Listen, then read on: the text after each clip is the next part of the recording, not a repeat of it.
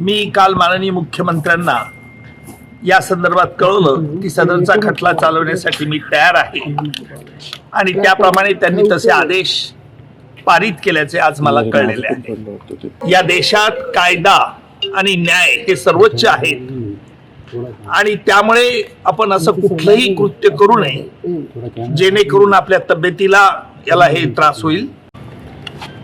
चला रोल माझ्या नियुक्तीकरता हालू नका प्रेमला मत्स्याजोगचे ग्रामस्थ यांनी गेल्या काही दिवसापासून सतत मागणी करत होते। त्याचप्रमाणे त्यांनी काल देखील अन्न त्यागाचा उपोषण सुरू केलेलं आहे।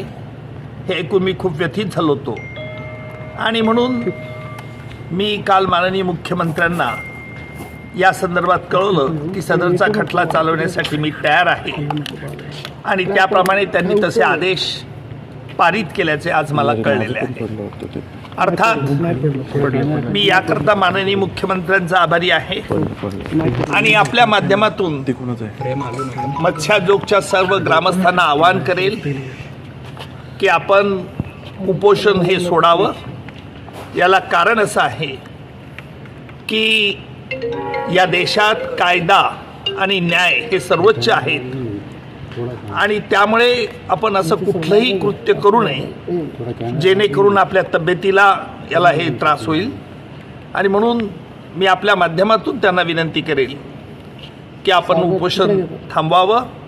या खटल्यातील तपास यंत्रणे ज्या वेळेला आरोपपत्र दाखल करतील त्याच्यानंतर आम्ही हा खटला तातडीने चालवण्यास घेऊ, एवढं मात्र मी आपल्याला आश्वासित करतो। सर, पण तुमच्या नियुक्तीवरून विरोधक आक्रमक करतायत, म्हणजे तुमचीच बॅट तुमचाच बॉल असं सरकार एक प्रकारे करतं या प्रकारे।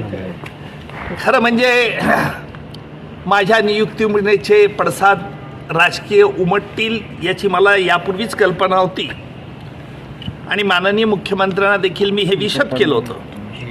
माननीय मुख्यमंत्र्यांनी त्यावेळेला मला स्पष्ट सांगितलं होतं की राजकारणात यापूर्वी देखील विरोधी पक्षाचे अनेक वकील राजकारणात होते आहेत।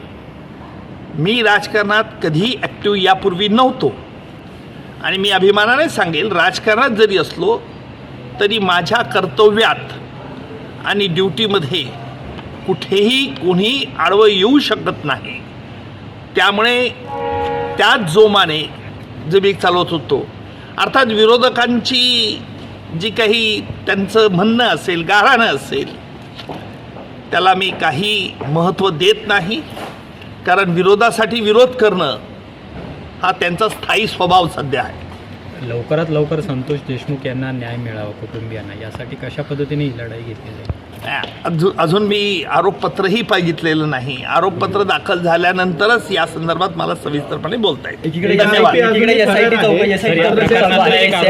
आव्हानं काय